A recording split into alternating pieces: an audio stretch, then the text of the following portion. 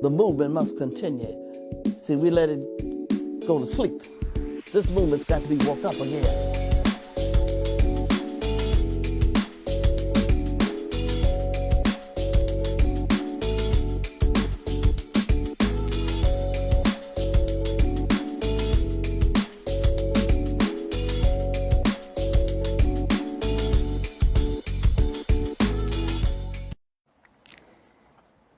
Hi, good afternoon, everyone. My name is Renee Unique with Unite Louisville, the Plug Network Online, and I hope everyone had a really good week. We had an up and down roller coaster as far as the weather. One minute was nice, 1 minute was cold, but I can't complain. I hope everyone was safe. And like I said, I always say thank you for tuning in and supporting Unite Louisville on your midday. And today, my guest, I'm so excited. This is a busy gentleman here. I'm telling you, Kenneth Forbes is in the house today with Unite Louisville. And as you can see, he's representing. He's got the sweatshirt on. Yes. Yes, Dad. So we have a lot to talk about, and we're going to talk about who he is, why he's doing what he's doing. He has a compelling story, and I'm going to allow him and to tell you his testimony. And he's also took his time. Let me tell you, we've been kind of going back and forth. I've been calling, texting, hey, you're going to come on the show. But he stays busy for a great purpose and doing lots in the community. So I applaud him for that. So how are you, Kenneth? I'm doing great. Thanks for having me. Thank you. Thank you. So can you tell, there's a lot of people that watch the Plug that are not from Louisville. So we reach out to different cities and states, and we have a huge platform here on Unite Louisville. And I know your story, and I know why you're doing what you're doing, but there are some people that who's Kenneth? You know, why you're doing. Yes. So can you please tell us? Well, tell those who. I'm Kenneth Forbes. I was born and raised in the city of Louisville, West End area. I had the misfortune of losing my son in 2012, homicide. He was 19 years old at the time. And when I lost my son, that was the biggest obstacle or biggest situation that I ever encountered in my life. And even though it's been, this year be 10 years in December, I lost him 2 days before Christmas. It's been a rough journey. It still is. But I've just found ways to deal with the loss, finding a coping mechanism to deal with the loss. Right. And his loss actually has given me more strength. And it's kind of weird in a sense, but nobody knows my son. Knew my son, they knew him at the time when he passed, but new people, the more I interact with, they never laid eyes on my son. And with his passing and what I do now, it's like the whole city knows my son and never met him. So his memory is living through me. And at that time, I think it was about 60-something homicides, and now that's what we're dealing with right now. I think we're on the pace of record numbers now. So when I lost my son, I was struggling trying to understand what was actually really happening. And I seeked out help for my mental, and it just wasn't working. Something just was not clicking with all the help that I was seeking. And I just said, this is going to be something I'm going to deal with by myself and find ways to deal with it. And the first of all is that I tried to get back in line with my faith because I lost well, you never lose your faith, but I was questioning God a whole lot, not to get into too much religion. We're in a lot of pain. Why? And it is always, it's not that you're turning your back on God. You're just like, why? Why are there things, But that's just natural for any person to, asked that, and I had to figure it out. I mean, I was just lost, and Right. when somebody loses something significant like that, some of us don't recover from it.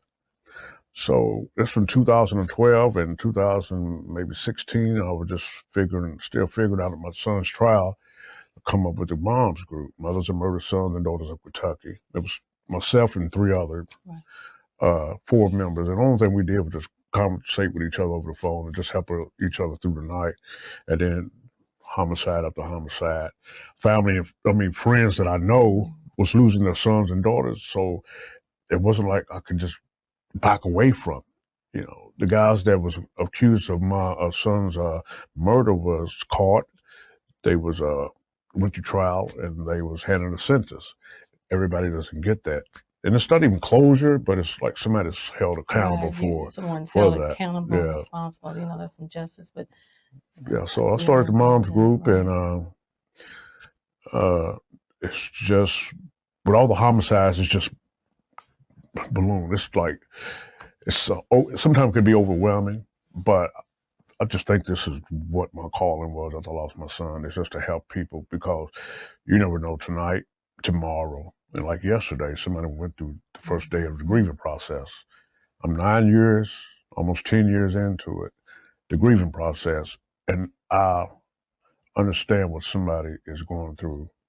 Maybe yesterday, tonight, tomorrow, next week, or whatever, I will understand what that pain feels like, because I'm a living testimony.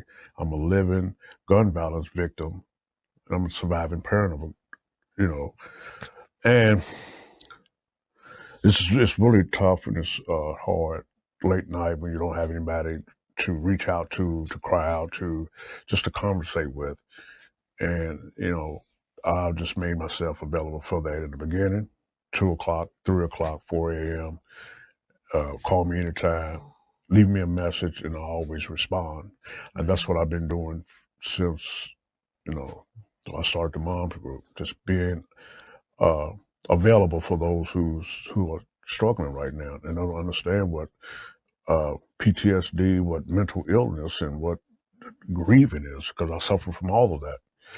And we are afraid to even admit that these days, that mental illness does play a part in losing somebody, significant to you like that. So the more I talk and the more I talk about what I do to overcome, some anxiety that I have, and I just share with everybody. And most people, well, I say 99.9% of the people believe that Mr. Forbes is really telling me the truth, because he's a victim. He knows exactly what I'm going through. So now we've expanded into a lot of one-on-one grief counseling meetings that we do Mondays and Wednesdays, first Mondays with the First Hour group, and they're from Southeast Christian. So I just stay busy a whole lot in the community, but I'm really behind the scenes a whole lot. But we're gonna go on break. Go on break, and let's talk. We got a lot to talk about. All right. Hi, my name is Renee Unique with Unite Louisville on the Plug Network Online. Check me out every Friday at noon on your lunch break. Stay connected and stay plugged in.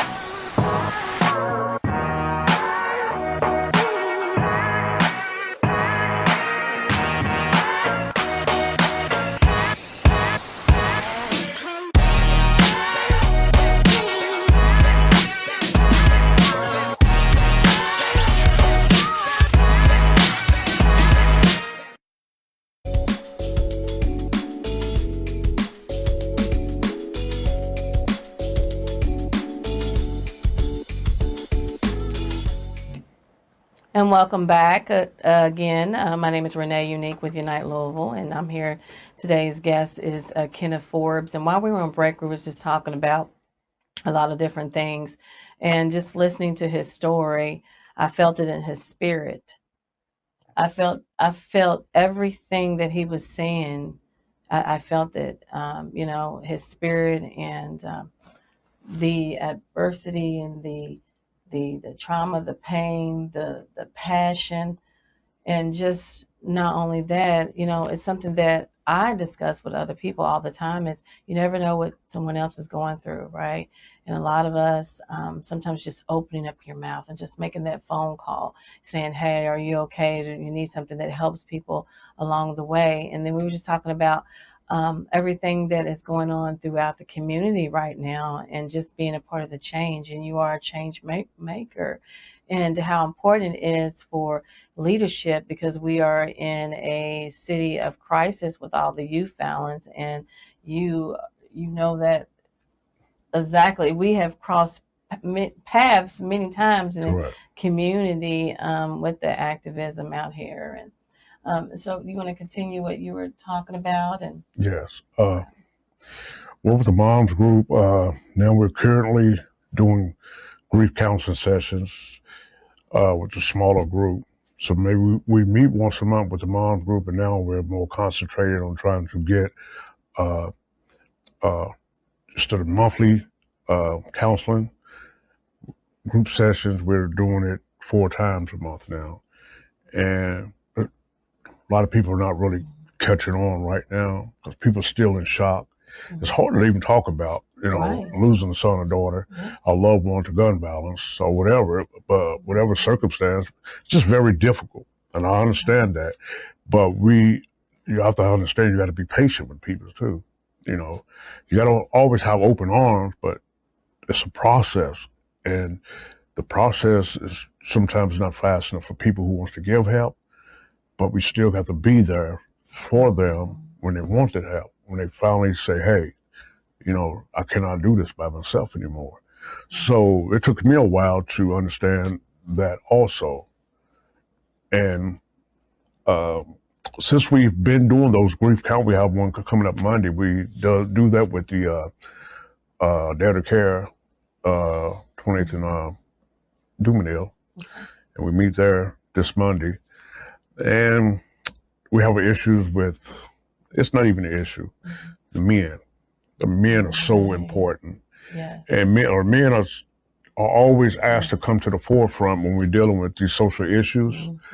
But Right. it seems like the community doesn't embrace men and fathers who lose their loved ones to gun violence. And I always get phone calls, say, hey, Mr. Forbes, we have want to question some of the members of the moms group. And I say, well, we need a mother. I said, what about a father? And Exactly. they said, well, yeah, but they're really asking for a mom. That's when the light bulb went on. And being the men fathers, no matter what the situation was, they need a platform also. Yeah. Men stay isolated. Because it's more men, black males, that are getting shot. Yes. That There's fathers right. attached to those homicides also. Exactly. There are some fathers attached to every homicide, but they don't have a place where they can go and express themselves. Right, to grieve, to relate to other parents, the support, the backup, the resource, the need is, yes. And when we have events in the community, the first thing we want to reach out and say, hey, we need to get more brothers involved. But up until the event, the men and fathers need to be inclusive in position, to attend events and gatherings, be that face of the community, because men need to be the face of the community, but men stay so isolated. They don't express their feelings. So then we come up with the idea of saying, you know what? It's been trying with a moms group, this is just an overall blanket, but let me pull something from the mom to be strictly just solely for the men, and to come up with the dads. It's called Dads of Dads of Murdered Sons and Daughters. Instead of having the moms, you got the dads. So we come up with that to where, okay, all the men and all the fathers, all the uncles, all the male figures can come and we can just talk amongst ourselves, and we can figure out how can we be part of the community, and how and we at the can be same time, right? At the same time, you're a mentor, right? correct. So you're guiding these people in a certain way in a healing process. Yes. Basically. Yes. A healing process. So Yes. what? I know we talked. You're involved in a mentorship right now. Well, I'm looking toward being a mentor. Okay. To mentor families that are grieving. Right. But also I'm a member of the M.O.M.S Demand also. So I'm currently holding a position as City Gun Violence co-lead, and I'm in the legislative team with the M.O.M.S Demand.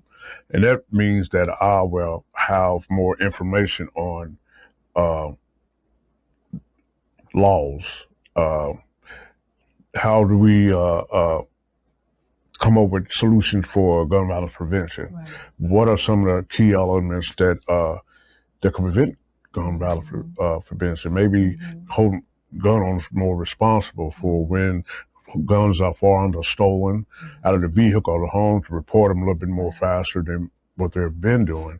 But have myself to be more educated on to make change, because I understand that we need to gather and talk about it, but we need to make change. And I really believe that in politics, it starts with the people. Politics starts with the people, meaning that we are responsible for who we put in office.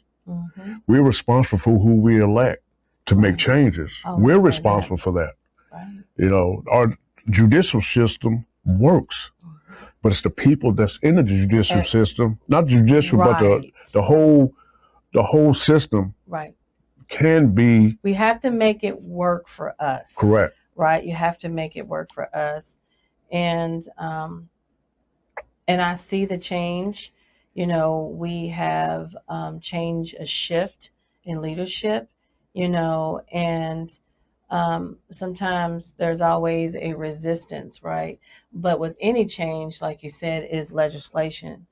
And we know there's a gap, right? So we know there's a gap between the community. We know there's a gap between police. We know there's a gap between politicians, right? And we know there's a gap between right and wrong. Okay. So sometimes there are people that may not understand, you know, the media puts out there, they always want to label and title certain areas of town and this high crime area in the West End. Every time we get in a deep conversation, we have to go on break. So I have a lot to say. We have a lot to continue talking about, but we're going to go on break. Hi, my name is Renee, Unique with Unite Louisville on the Plug Network Online. Check me out every Friday at noon on your lunch break. Stay connected and stay plugged in.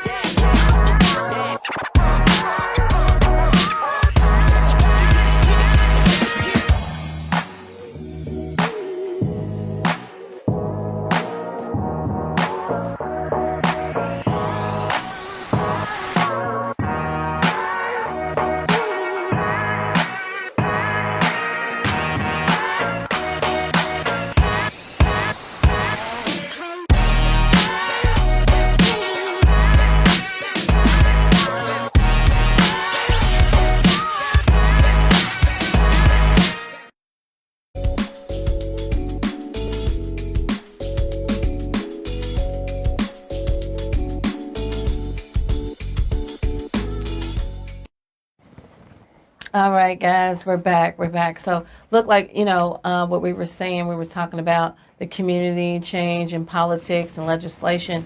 And I wanted to say real quick before Kenneth says what he has to say before we finish the show. So, just look at it like this. You have, I've been in healthcare for a while now. And so I see it from all ends of balance, right? So, as a healthcare professional, working at Louisville in the trauma, I see a lot of people that come in with gunshots and literally have died in front of my face, right? And then I'm out in the community and I live in these areas and neighborhoods. And I also have family members that have died from gun violence. So that's why I'm so big on the community activism and supporting organizations like Dads with Kenneth. We march, we walk.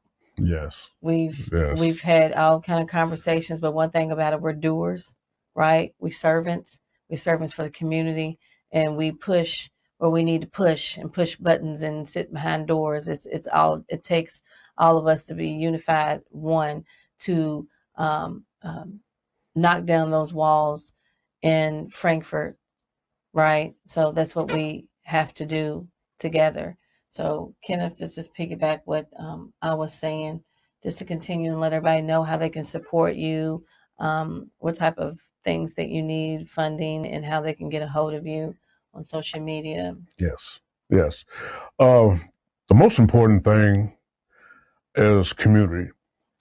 And when my son was murdered, I have always said love, and my piggyback off love others, violence in.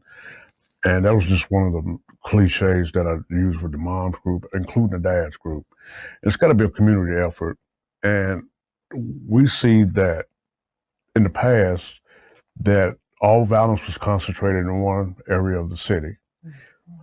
Now you have shootings in East Louisville, South, West End, all around.